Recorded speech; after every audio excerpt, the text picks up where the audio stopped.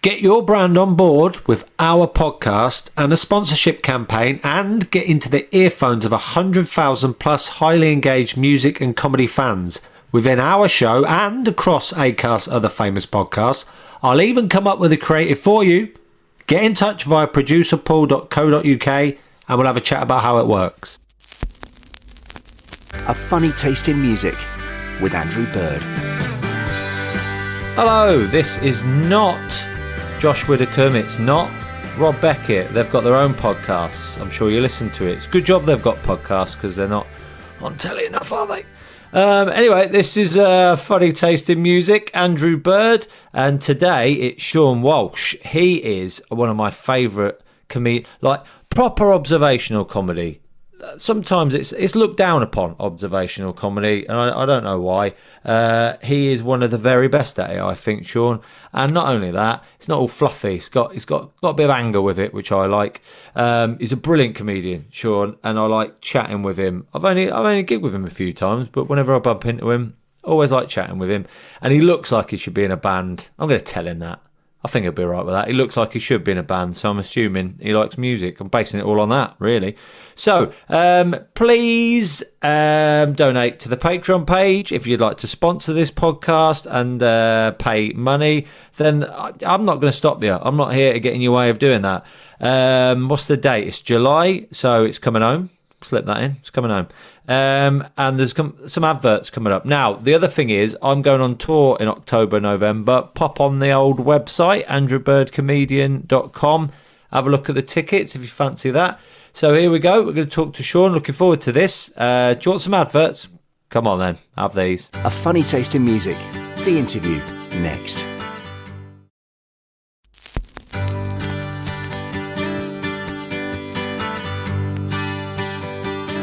I've got to say, right, as I'm sure you're comfortable with me saying this. You, as a comedian, you look like you should be in a band. You know what I mean? Yes. You've got that appearance. You're happy with me saying that. That's a compliment. You could not be more rock and roll now than slept in for the podcast. I thought, when you said you've just woke up, I thought, oh, brilliant. He's like a rock star and everything. Probably out late. He doesn't care. That's because you've got a puppy. You've been up nurturing it like a new dad. It's pathetic in a lot of ways. I know. It is. I know. And I'm still not really, I'm sure you can tell, I've not really woken up. No. I don't really know what's going on. You just get away with this because it's podcast form, but I could see you haven't got an eyeball in your head at the moment. I know. Good, this should be delirious the first 15, 20 minutes. I do feel a bit bad because I phoned you. You said, I mean, if we could do this later, that'd be good. There's just no option. Your face at the moment is like, I thought I could get away. We're not doing this now. I mean, you should have heard what I said when I hung up.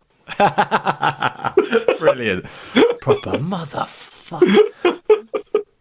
Don't worry, we'll plough through quick.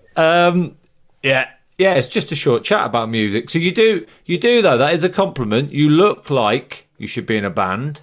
You had that look. You got shorter hair now, but still look like you should be in a band. I'm gonna say front man. I look more rhythm guitarist, creative force. Yes, you do.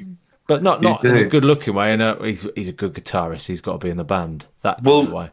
Well, you are a good-looking man, but do you play an instrument? No, 3.5 songs on a guitar. My wife bought me a guitar. Time-consuming, isn't it? I've got comedy to write. Yes, that takes up a lot of time. I learnt. I learnt the guitar in the lockdown. Did you really? I did the app, and I can do like the songs where you only need 3 chords, but yeah, that's where I'm at. But you did it. You made the effort. But that's a yes. I can play guitar. Yeah, that is. I mean, there are people that do comedy that are worse at comedy than I am at the guitar. I've gigged with a few recently. That is a good way of looking at it. I like that. I'm a professional guitarist by all means. Yeah, you do. I'm going to say your guitar abilities probably don't match your appearance of what you look like you could be in a band. You know what I mean? You look like you should be really good. Yes, I look like lots of things that I'm not. I'm very. I'm very interesting and complex. Yeah, but you are. But you. I mean, that's pretty much your sourdough bread of lockdown. You've learnt the guitar. Yeah. One of the. I mean, I think we've all ticked off a cliche during lockdown. No one's cliche free. What about you? Go on. Yeah, exactly. Go on. Give me a cliche. Sourdough bread. We went right down the line. Sourdough bread. We went Joe Wicks. You know, we've done a few. I started writing a children's novel. That's a niche cliche, but a cliche all the same. Yes. I'm going to write a novel. I'm going to learn guitar. Wow, you ploughed through a few of them. Yes. How was your Spanish? I did. I went for French. Of course. Wow. But yeah. So I know you've probably had that a lot. You look like you're in a band. But anyway, we gigged together recently. We just passed each other at Top Secret quick. And you said a thing. Oh, no. No, it was a good thing. You said a thing that I found, you know, as a comedian, equally inspiring and demoralising in equal measures. You did a bit on stage that you're trying to get right. And I said, oh, that's good, that bit. You're like, nah. And I said, no, there's something in it. And you went, I'm fucking sick of something in it. Sick of bits where there's something in it. And I was like, that's exactly how I feel after gigs. You were quite angry. Fucking sick of something in it. I know exactly what you mean. I've got bits that are probably 10 years old that I just cannot let go. There's something there somewhere. Yes, I think that just if there's something in it, I should have said it, and I didn't. So if there is something in it, I can't see it, and so if I can't see it, and I'm the one that tried to see it, then is it in it? That's nicely put. Nicely put. That's one for the novel about comedy. No, you're right. But what I was going to ask was, you look like, it's a good thing. You looked annoyed, so you care and you want to do well. And I get like that. I'm like, fuck. But I was telling someone about this last night that summed it up perfectly. Fuck, sick of something in it.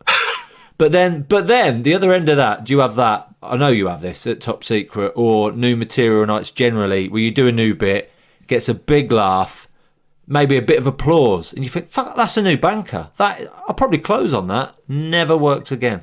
Yes, of course. Yeah. It's being done with a sort of commitment and an energy that you have failed to recreate, because what happens is that when you say it for the first time, it's as real as it can be, and then when you say it the second time, instead of it sort of, what happens, what you can't recreate is it being that real, and what you try and recreate is saying it the way that you said it. Yeah, and that's why just saying it the second time is always hardest. People think the first time is the hardest. The first time isn't the hardest. The second time is the hardest, and then the third time is a bit easier. Yeah, the second time is like you're doing an impression of yourself. Exactly, and that's such a nervous sort of walk up. That bit where you're getting to the line that worked previously is terrifying. Yeah. Yeah. So what I was going to ask you is, are you one for, I'm sure you have at some point been one for, you know, when you have a good gig or a bad gig, what would be a go-to song or an album? You get home, you're on your own in the house. Not now, you've got a puppy, you don't want to wake up, but you get home and go, Jesus, that was shit, or that was really good. What would you blare? What would you put on loud? There's no bad music that comes to mind. No, I don't want you to have bad music. No, but sorry, there's no music that. No, what am I talking about? There's no music that is played after a bad gig. Oh, all right. You know. Oh, I sometimes have to put something on loud to cleanse my soul. I know what you mean. Well, this is why you're good, exactly. But the good music would be. This is the thing. I'm going to be a terrible guest because a doctor once told me I have ADHD, but it was in a social situation, and he said you have to go and get professionally diagnosed, but just so you know, you do. Oh, what a lovely bit of company he must have been in the pub that night. But that's mate. Yeah. Learn to clock off. I don't need this shit. Is that what he said? Do you know him or? Yes, it was perfect. It was a perfectly reasonable thing to say. It wasn't. Really? Yeah. You didn't know him though. He wasn't just in the pub. He walked past you. Oh, by the way. Do you know who it was? It was Doc. I don't know if you know. It was Dr. Range. Oh yeah. Yes. Oh, so on a TV recording. And from my time on my successful time on Strictly Come Dancing. Heard of it? Yeah. Yeah. Yeah. And he said there. He just casually said you should probably get it checked. And you still haven't. I suppose you had other things to deal with. Well, what am I TV program? Well, that wasn't your first priority. It was great. It was a busy year. What I had to. Well, what am I going to do? Hi, doctor. I'm told I've got ADHD. Do I? Yes, you do. Fantastic. Yeah, you're not going to take medication for that, are you? I tell you what's quite funny, the thought of you going to the doctors and saying, I've been told I've got ADHD. They must have that all the time from people who are told from a mate or they've Googled. Of course. And then you name drop like a mofo. I don't know if you've heard of Dr. Range. He's like you, but with celebrity status. All right? He does. Big. He does Lorraine. What have you done? So get me diagnosed. Let's get the paperwork done, can we? Well, because I've got ADHD, apparently, as rumour has it, it means that obviously that I'm not organised enough to arrange. Imagine this: if you've got ADHD, yeah, you've got ADHD, and you have to then organise a meeting at the doctor's, or an appointment rather, at the doctor's, where you tell a doctor that a doctor has told you that you've got ADHD, and you want that doctor to confirm that you've got ADHD. If you've got ADHD, that's a pretty tall order. That all makes perfect sense. Yeah. Two things. The fact that you didn't finish a sentence there, to me, says, yeah, that could be a sign. And I'm worried about me now because I forgot the other thing I was going to say. I could have a bit. But what, ADHD, I think there's quite a few comedians I know of that have been diagnosed with ADHD. Oh, it just means strange childhood. Yeah, that's all it means. Said that. Yeah. Lack of focus. What else? But just disorganised and forget and can't. Oh, that was the other thing I was going to mention. The fact that you were late for this. That might. Yeah. That might be it as well. Of course. Sorry. I wasn't going to slag you off for it, and I'm definitely not going to now that I know it's an illness. It's an illness. You can't. You should get it diagnosed though, because that's for nothing more than that's a constant excuse. At the moment, people can be like, yeah, whatever. You get it properly diagnosed, that's a go-to, isn't it? I've been more than diagnosed. I've been told by the most famous doctor. Well, not that Doctor Who is probably the most famous doctor, but Dr. Range. Yeah, I think it's Who, Shipman, Range. Yeah, that's the order. Strange, Doctor Strange, number 4. Yeah, I said that at Top Secret the other night. There was what do you think of this? Because they're very young at Top Secret, and they don't know. I don't understand it a lot. I'm not on Twitter a lot. I don't know a lot about social media. I don't know if I've missed something here, but I was talking about. Well, you're basically pointless, and you might as well be dead. Yeah, I felt like that 2 minutes into that gig. But what do you think of this? I was talking about. I've got this bit about male words. There's male words in everything. That's what I think annoys females. Like even the word female's got the word male in it. It's like that. Yes. It's an observational bit I can imagine Walsh liking. Yeah, I do like. Thanks, mate. And so anyway, I did that bit. And she shouts out, "Yeah, fuck the white man." she was a white girl. I was like, "You're a white girl. What race war do you think you're fighting?" And I was getting a little bit irritated by her because she'd already been chipping in, and her mates, one of them had already been kicked out. They're shouting out and drunk and annoying. And then he goes, she works for the NHS. Like that's a carte blanche excuse to say whatever you want and being as annoying. And that's what I said to her. That's why Shipman was on my head. I went, well, that doesn't mean you're a good person, Shipman. That's great. Because the audience was so young, they didn't know who Harold Shipman was. No, of course. Furious. Of course. That would have got a laugh. Yeah, do you know what? No, absolutely. Well, it was a big laugh, but I think that the Top Secret in its own right is such a wonderful club, and I love everyone involved. And it can be an absolutely, and it is an incredible gig. The problem is when you're doing new stuff. Top Secret is a gig at an audience, a young audience that wants to be smashed, if you will. They want, the gig wants to be torn down.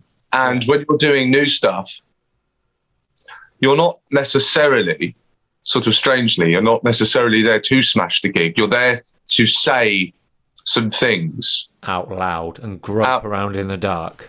Totally. Yeah. And actually, I'm not sure that's the best. I think Top Secret is a good gig to go to when you've done your joke or your routine or whatever it is, your story, a handful of times, and you go, right, this is it now. It's going to be sort of this. Yeah. And then Top Secret is the place to go then. They should do a newish night. Yes, that Monday, but yes, exactly, a newish. Yeah, totally. Should be five times in. You have to have said this at least 5 times. That's really funny. That's a fair one. If you've said it less than 5 times, you have to hold the rope. Yeah, the opposite. Yeah. It's funny that when people go, "Is it new?" and you have to justify it in yourself, you go, "Yeah." I love that. It's new in that I've done it about 8 times, but I'm still not confident with it, so that makes it new. And then you feel like you have to go, "Yeah, it's all brand new. I've never said any of it." I do that. I call it. So yesterday I was at the Bill Murray and I was doing brand new. That's what I say. There you go. Yeah. It's brand new. Never said out loud. And then there's new. Yes. And then there's been doing it years, just still not good enough that you'll sneak into a new material night. There's something in it. Yeah. The classic, there's something in it. Yeah. That could be a good title for a book. Oh, no. Yes. Seinfeld's Is This Anything? Yeah, same thing. Totally. Yeah. Trust it to nail it. So to sort of tie it up to this ADHD thing and to sort of try and answer your question in the hope that we'll possibly move on one day. You have to hold the reins on this interview. I know. I don't know how to do an interview and you've got ADHD. This is going to be a shambles. Is I sort of almost exclusively listen to Blink-182. Really? And it's just weird. As in exclusively, so you don't have to, on some level you said that so you just don't have to deal with choosing other music. You made it sound like that. No other music does it for me like Blink-182. Right, okay. I'm not going to challenge you on that. I like Blink. Yeah. See, already I thought it was Blink-182. Yeah, Blink-182. Yes, it is Blink-182. Yeah. Oh, I was going to say, I thought as a proper super fan, you were going to correct me. That is. In America, they say Blink-182. And over here, they say Blink-182. So it's Blink-182, really. Well, they're American, so probably that, But we'll give them Blink-182 if they start saying football instead of soccer. Okay. How about Biden and Johnson get together, thrash that out? Yeah. But so you must have been into them for ages then. So I've been, since I was sort of 15, and and then we had a break, and I in my late 20s got back into them, and saw them at Reading Festival, headlining Reading Festival, I think in 2014. And that was it. And then it just, what That was really funny the way you said that. There's something in that. The way you said, I've been into this band for ages, then we had a break, started seeing other bands. Yeah. And then, like they were saying to each other, have you heard from Walshy? No, I haven't. Has he been to any of the gigs? I don't know if he bought the latest album. I'm sure things were all right. Yeah. And then you saw them at the gig as like bumping into an ex in a club, and then we just got talking again, and yes. Yeah. Like, what was I thinking? Well, I basically just remembered how happy they made me. And when you're in your late 20s,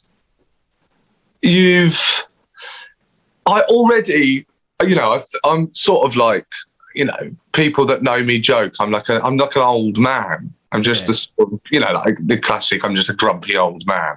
Yeah. And Blink-182 just reminded me of youth and energy and all those good nights, and it all sort of came flooding back to me, and then that was it, and then since that I just basically, I do listen to other music, but if you would say to me, oh, you've had a good gig, oh my god, if I've had a good gig, bang, Blink-182.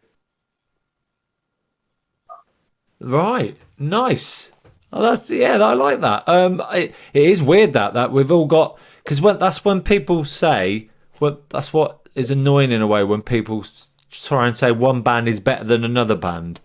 It's like you can't measure it, can you? It's what band means the most to you. Totally. So like my version of that is Oasis, as you'd probably guess, and I'm more than prepared to say other bands are better than Oasis, but to me, they're the best. Like Blink-182 to you. You'd probably say there's probably better bands than them, but they mean the most to you, and they remind you of that bit of your youth. But I think as well, what's odd is, I don't know if you had, did you like grow up with a group of friends or whatever, and you all shared your, the music that you liked and went to the concerts? See, I didn't have that. It's been quite weird, is that I don't really have. I've since got to know people, it turns out, other comics, and Matt Richardson likes Blink-182 and stuff. But like, I didn't grow up with friends that liked them as much as I'd, or even liked them at all. Actually, that made me love them more, because it made them feel more mine. They feel mine. They're mine. They're my. Yeah. They look after me, and they're part of my story and my journey and all of that stuff. I love the way you talk about music. They look after me. That's a cracking description. What is music doing if it's not doing that? Exactly. But I never thought of it like that. But absolutely. I normally think of it as a companion. It's a brilliant companion, but looks after you is even better. Like, I feel a bit low. Help me, Blink-182. That's how it is, isn't it? Because when a companion would sort of imply that it's going both ways, and I don't think Blink-182 need me. Good point. Yeah. They need that one sale. Yes, that's true. Oh, you didn't, because I had when I was a teen, I did, because Oasis, like loads of people were into Oasis, so it was like, but I do remember that. I remember like sharing an earphone with someone where you only had like the bass, and you did have like, you couldn't hear the vocals properly because it's just echoey, and I remember that with Oasis a lot. But we didn't all go and see them until like a lot later, because I grew up in the middle of nowhere. But I know what you mean. But then I still felt like they were just mine, because there was like B-sides that not everyone knew and stuff. But it is good when a band feels like it's just you. No one else knows about this. Well, totally. I think that it was, they were puerile and immature.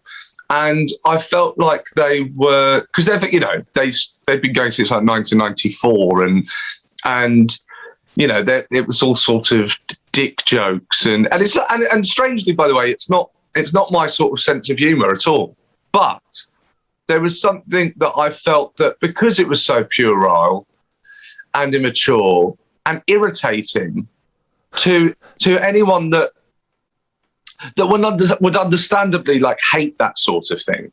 Yeah. So what I would do, I was actually telling Stuart Lee this recently, is that in Edinburgh, where I felt very self-conscious in Edinburgh, the festival, you know, it's a place where you're much more judged, that you're much more judged than you are at a normal, or certainly the likes of me would be much more judged than you would be at a normal gig or a tour show. And you're judging yourself more as well, yeah. Probably. And I would play a song called Family Reunion, which was from a live album. Right. And the lyrics would be, excuse my French, shit, piss, fuck, cunt, cocksucker, motherfucker, tits, farts, dirty twat, I fucked your mum. That was all it was. Right. And I would play that at the end of my show. And the reason I would play that at the end of my show was because I thought there'll be a critic who doesn't like me. The sort of, you know, educated, a middle-class guy who would hate me. Yeah. And he won't have enjoyed this show, and he'll take some sort of personal hatred towards me.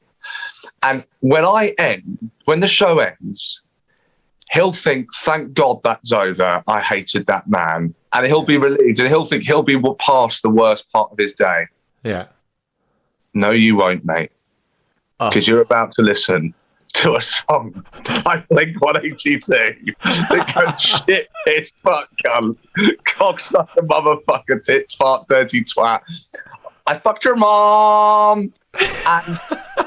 And he would just hate that so much. And it would fuel his hatred of me, and it would make his evening just a little bit worse than I had already made it. Lovely. Just to make sure he's leaving with even more of a bad taste in his mouth. Absolutely. I really respect you for that. I love the fact that you thought of that. I love the fact as you're walking off going, motherfucker, that's on. And you're like, at least he's hearing that. Yeah. You've probably noticed him while you're on stage as well. God, there's a reviewer. Oh, he hates me. Yeah. You've took solace as you walk off that plays loud. Totally. Oh, that's brilliant. I've never heard of anyone thinking of their outro music at the end specifically to piss off a middle-class, annoying reviewer. That is good. That is, music at the end of a gig, we've discussed this a bit, is usually something euphoric and up for the audience to walk out to. You've tailored it to one man. Just to irritate one person. That is admirable. Thank you. I think so. I think it is. I agree. I think it is. I thought you were going to say you put that on at the end just to remind us all as human beings not to take ourselves too seriously and to laugh at ourselves. I thought it was going to be something like that, not just to piss off one bloke. So I like. Yeah. No, that's it. That's it. Absolutely. Yeah. What else should an outro music be? It's great. That's you've been doing it wrong. You know, I'm not going to lie to you. That's really made me rethink it. But is it Blink-182? They do really funny videos as well, don't they? Well, they do, yeah. They sort of. I don't know about really, but certainly when you're a teenager and they all the small things they were parodying. The Backstreet. That was it. And just boy band videos generally. They did. Yeah. Parody. So that real close up of him with the wind blowing. Yes. And it panned out and he was sat on a toilet. Yes. Yeah. So no. Yeah. Brilliant video. Yeah, especially when you're a teenager, you know, it's you can't. You've not seen it before. Oh my God, they're taking the Mickey out of the mainstream. All of that stuff that means so much to you at that age. Yeah, they're dangerous, man. Yeah, exactly that. But you feel, but it's weird because it's so much at that time in your life when you're trying to, probably, I don't think consciously, but there's an individualism that's happening that perhaps wasn't there in your childhood, your teenager, to the teenage years, and young adulthood is about individualism and identity and who am I in this world? And so for a band to this sort of pop punk band to, and at the time it doesn't feel like pop. You think you're listening to this edgy, underground secret. That's funny you say that, and you're laughing at yourself. The amount of times I've done that I thought, this is just something I know about. I remember thinking that no one else knew about Chuck Berry except for me. Like I'd uncovered this bloke from the 50s that no one else knows about. Oh, God. Yes. The amount of times I've done that. And I've said to people, oh, you wouldn't have heard of these. And they go, yeah, everyone knows them. Yeah. Oh my God, you've got to check out this band. Don't tell it Coldplay. Yeah. But talk me through it then. What age were you when you got into Blink-182? What age, where did you first hear them? So the first song that struck a chord was a song called Mutt. Now, a Mutt wasn't actually a single. Mutt was used on the soundtrack of my favourite film at the time, called American Pie. Yeah. And if you're wondering, Birdie, why I have two N's in my name, which you probably are, and everyone is, because it's really interesting, is because my American Pie was my favourite film at the time. Stifler was my favourite character. Yeah. Stifler was played by Seann William Scott, who has two N's. So I put an N on my name. Nice. So American Pie was like mind blowing. Absolutely blew my mind. It was like a thing that you had to watch, or you were out the loop. Well, it was, like at that age, and there's a film where there are guys that are sort of representing you, and they're talking about sex, and they're talking about masturbation, and you haven't quite come out to your friends yet that you've also had a tug. That period of your life, and then suddenly there's this film that's going, oh yeah, we all do it, and you go, oh, I'm not the only wanker. This is great. So the song is used in the sequence where Jim runs from one house to the other to get back to Nadia because she's getting changed. Yes. Do you remember this? And he runs and he jumps over the bush and he falls. Yeah. Mutt plays then. So I loved this song. Every time I was like, I really love this song. And it was just perfectly pitched. It's fast and Jim's running to it. Yeah. And so I got the soundtrack to American Pie. And then, Mutt, Blink-182. Right, who are Blink-182? And then bang, it's sort of at the same time. There's All the Small Things. What's My Age Again comes out. They blow up, and so there you have it. So it's Mutt from American Pie. So you felt like you were there. So did they get like really big after that then? So you were kind of there. Wow, I've not done that much where I've been there at the cusp as a band gets big. I'm always after. Where I'm like, oh yeah. Yes. So that's a good one. You were there early doors. Probably not by like most Americans. They would have been all over it. But for English people. Yes, I was. I remember I showed a friend the Blink-182 and he bought Enema of the State, which was the album that they exploded with. That had All the Small Things. You know All the Small Things. Yeah, that's a great song. What's My Age Again, and then I got the album before. I got Dude Ranch, and I played him Dude Ranch, and he didn't like Dude Ranch because Dude Ranch is it doesn't have it doesn't have that pop quality as much as Enema of the State, and I remember thinking like, oh, you can't handle the real shit. Brilliant. How old were you then? Yeah, like 15, 16. Yeah, I'm alternative. I'm on the edge here. You can't handle this. Yeah. You just mainstream and pop. Exactly. Totally that. Yeah, that is we've discussed this. I'm sure you're not one to disagree with Jeff Innocent, who is. He said he said you become aware of music around the age of 8. You you start liking and choosing your own music about sort of 11, 12 maybe, But 15 is where you get your proper own taste in music. So 15, around that age when you got in Blink, that would be about bang on. Yes, he's probably right.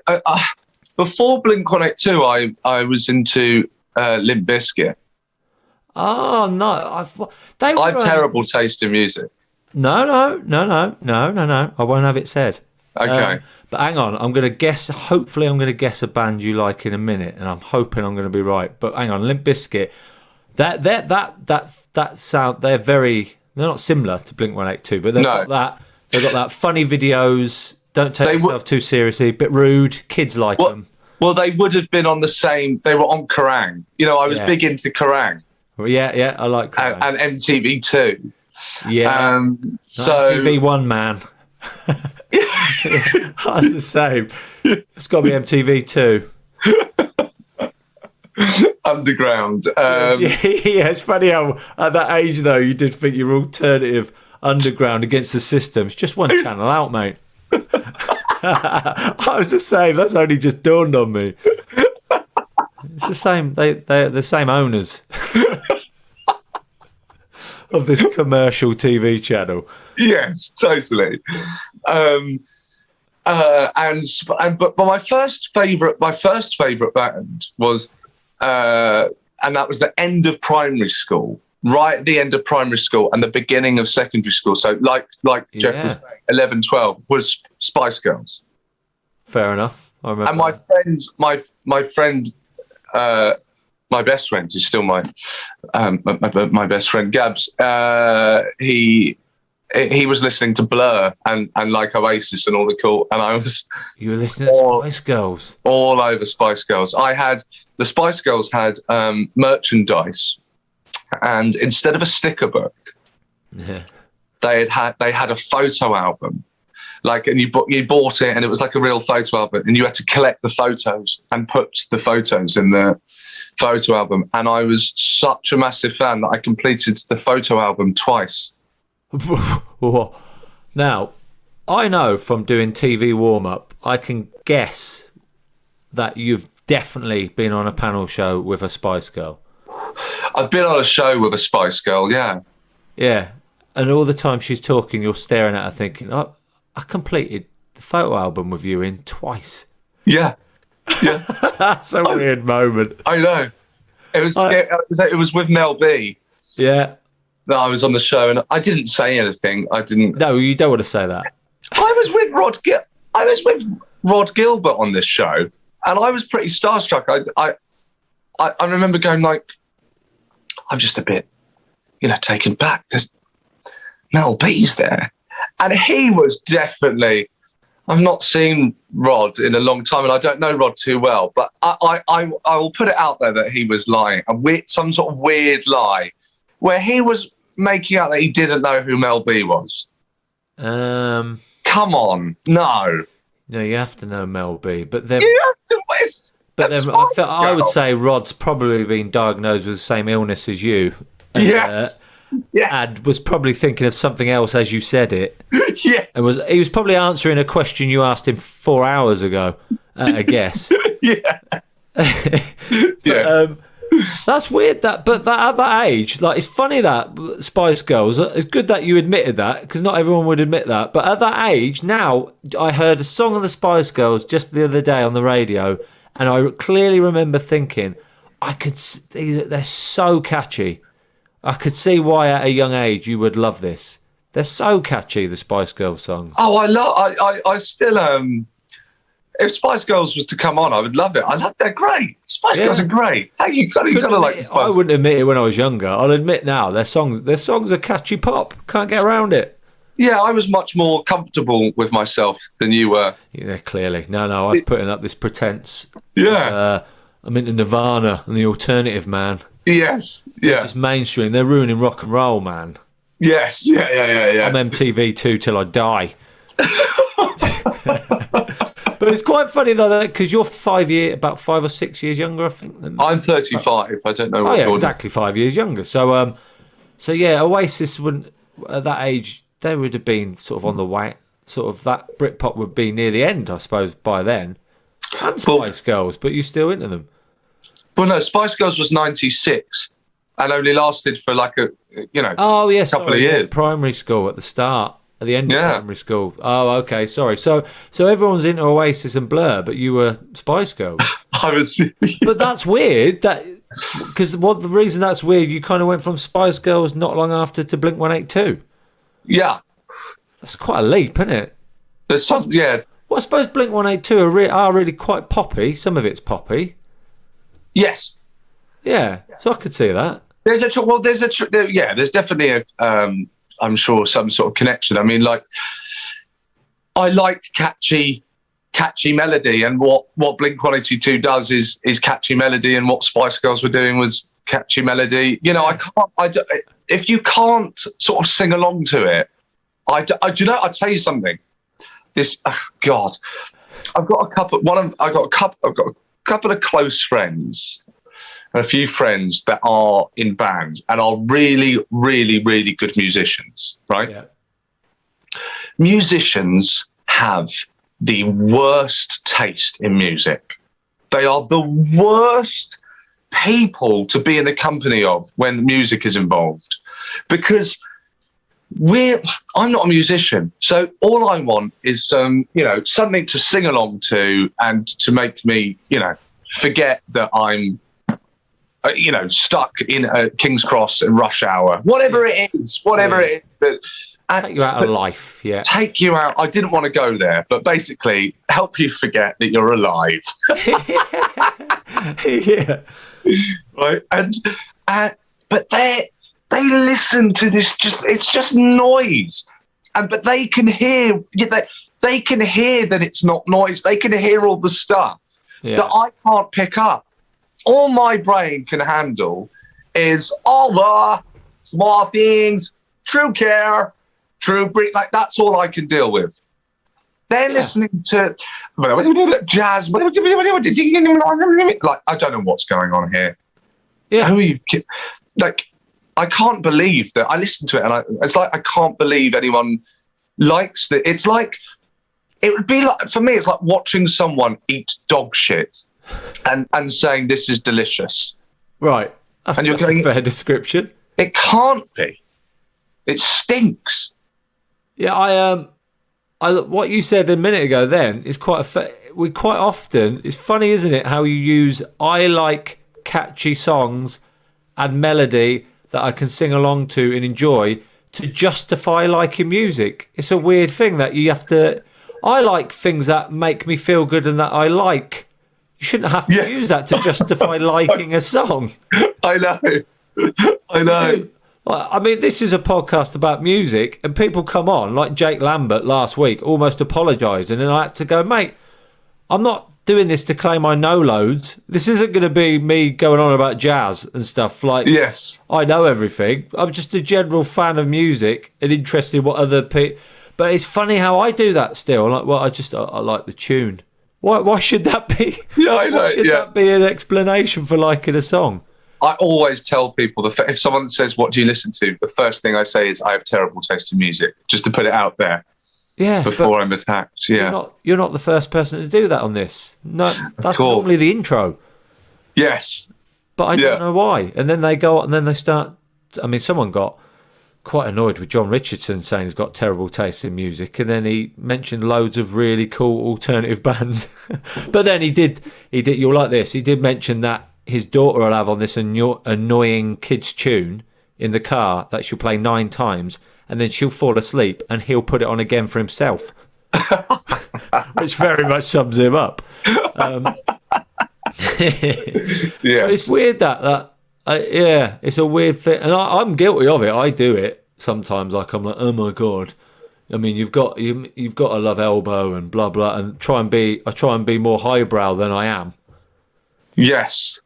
But then if it's a catchy tune, it's a catchy tune. There's no getting around it.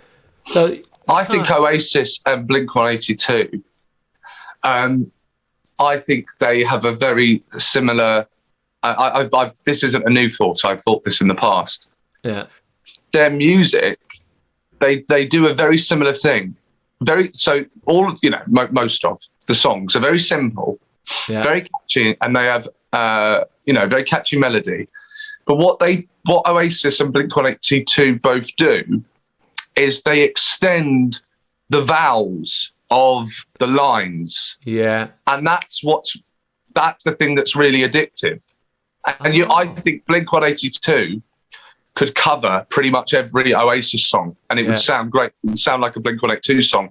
And I think Oasis could also do the same. I think Oasis could sort of Oasis-y or a Blink-182 song.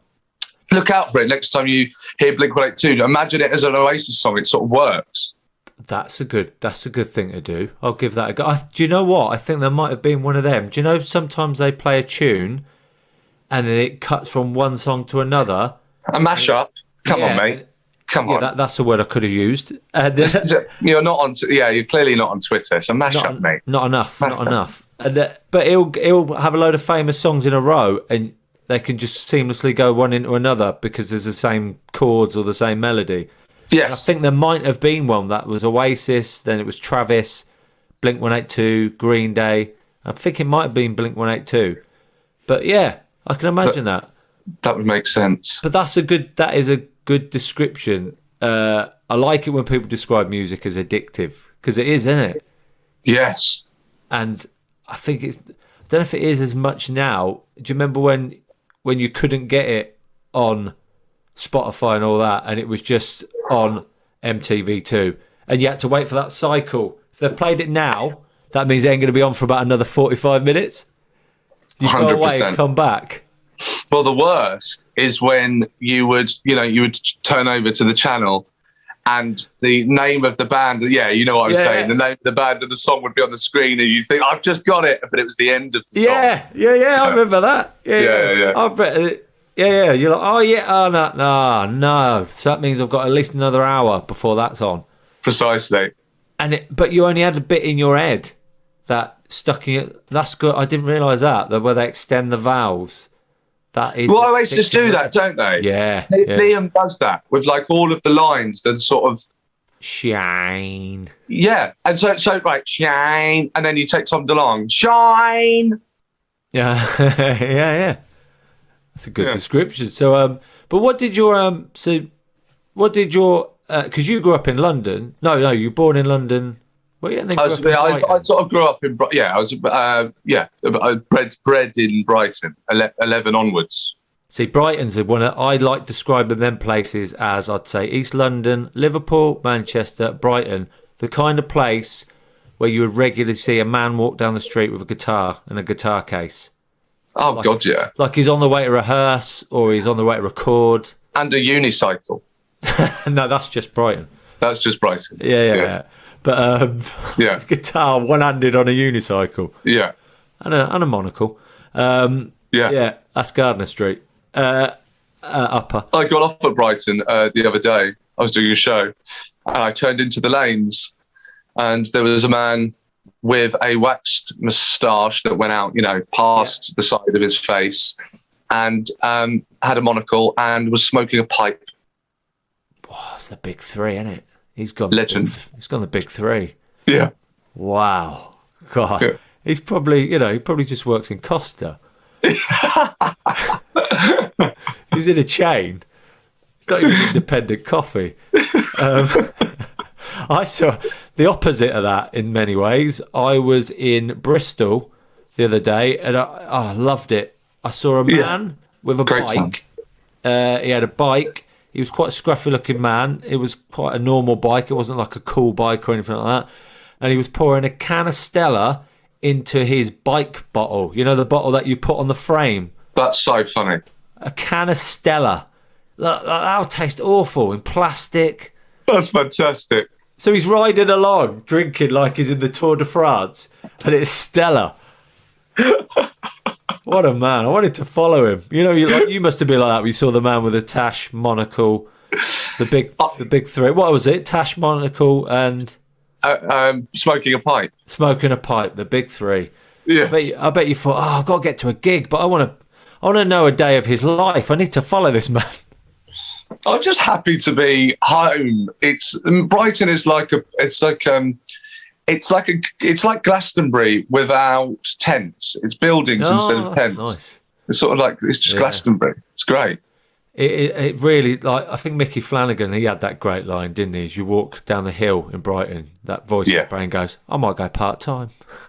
That was so good. That really sums it up. So good. But as a place to grow up, it is a place where you would regularly see, I imagine, people in bands walking around, music's around you. There's quite a lot of live little gigs around Brighton. I didn't do any of that, though. By the time we were old enough to, go and see bands and stuff, I was the weirdo that would. You'd have been doing stand-up too busy, I imagine, were you? Well, no, not yet. But I was the weirdo that was going to comedy, so I would go to the Comedia on my own, and a lot of the time with friends. But if they couldn't go to the Comedia, then I wouldn't matter to me. I would still go on my own and watch, to the point where.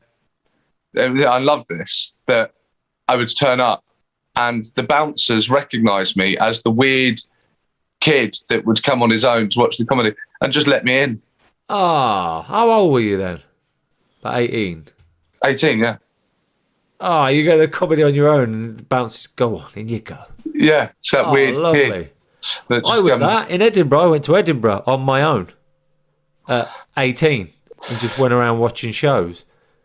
Been in late and live, and I was too polite to barge in at the bar and get served. And I waited so long at the bar, I missed 3 acts. Oh my God! Yeah, but so I think that as alternative as music can be, no matter what it is, I don't think it's as alternative as comedy.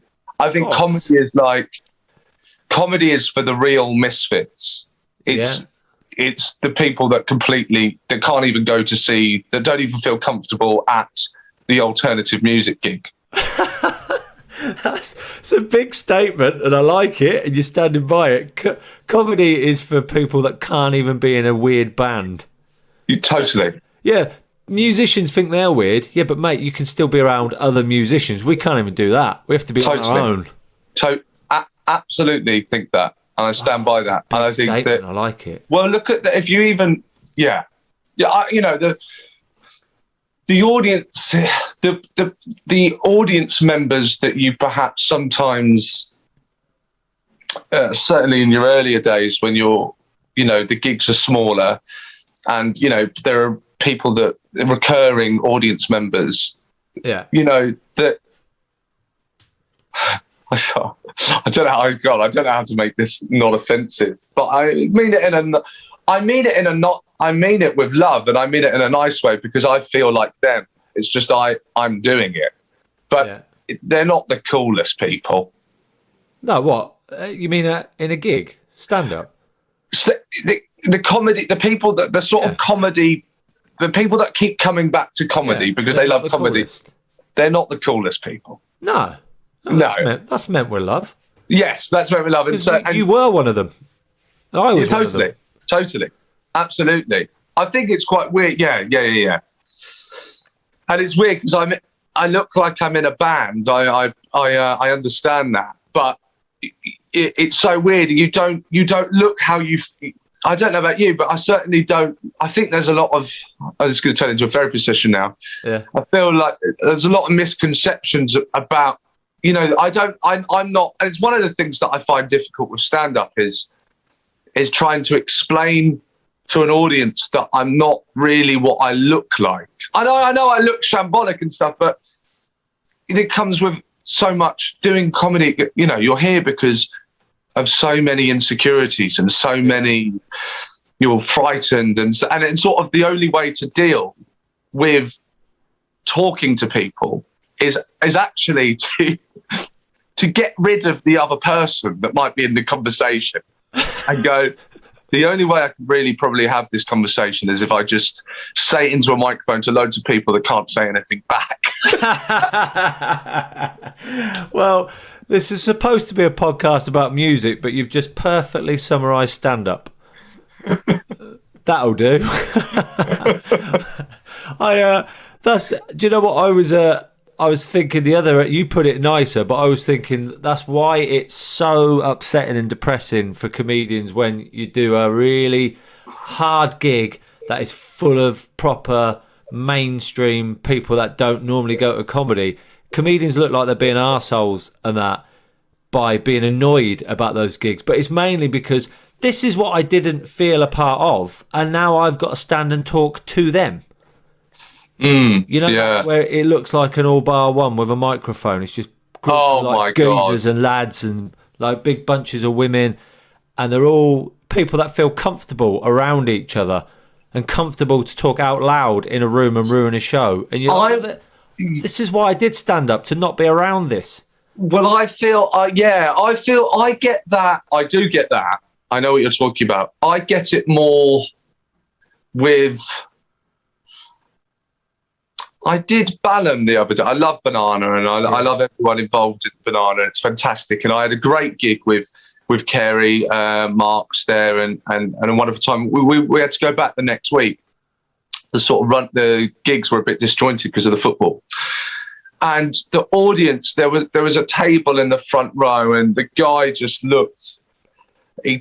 maybe he wasn't, but he just looked public school, and he was tall, and the glasses and the hair and the chinos and the shoes with the no socks or the brightly coloured socks that to show that actually he is a bit wacky. And those are the gigs that I feel most uncomfortable at, when I feel like all these people have loads of money and were brought up with loads of money and are all educated and all went to university and seemingly, I mean, everyone's life is... life's not easy, I'm sure, for everyone, and we've all got our own backstory. But that's the one where I feel the most uncomfortable. It's where I feel like I'm playing to people with power. People of power.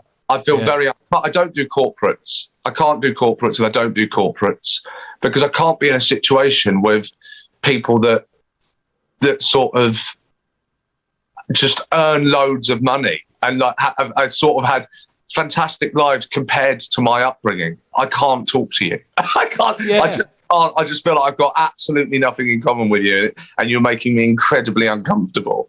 Yeah, I know what you mean, because I think someone's had a line. There's been different lines about that, about when you do gigs in nice areas. You're like, why are you even at comedy? You should just be at home looking at your house. Yes, totally. Yeah. Comedy is for people who need to laugh at how shit things are. Things aren't shit for you. Totally. That's it, isn't it? Yeah. Totally. So, and you sort of, you sort of get the sense of like, and these are, this is all going on in my head. This might not be happening in reality at all, but I feel like, this guy that was looking at me, and I had to turn away from him. I had to put my back to him because the voices in my head were getting so much louder that I was finding it hard to concentrate on what I was actually saying. Yeah. That like, you just want me to deconstruct what it is I'm doing. You'll think that's clever. That if I deconstruct what it is I'm doing and I signal that was a callback and I signal this and I signal that, well, that's not clever. I could do all of that now. That's what you want me to do so that you feel clever and you feel cleverer than everyone else. But it's not. Yeah. It's much harder to come up here and just do the act. And you know what? You know what's upsetting for you as well? What would have been perfect if you could have walked off stage to Blink 182. If only you had a button that any gig you could end walking off of that. I know. But Seann, it has been bloody brilliant talking to you. Sorry we didn't talk much about music. We did. Okay. My favourite song is I'll just tell you my favourite song is probably a song called Ghost on the Dance Floor by Blink 182. There you go. Oh, love, what a way to end. Well, I mean, it'd be good now if we could play that. What's the name of the song? That's just the swearing at the end. Oh, yeah, that's Family Reunion. Family Reunion. Oh, just play out to that. But I'm using that on my next tour. But it's been great talking to you, Seann. Thank you very much, mate. Pleasure.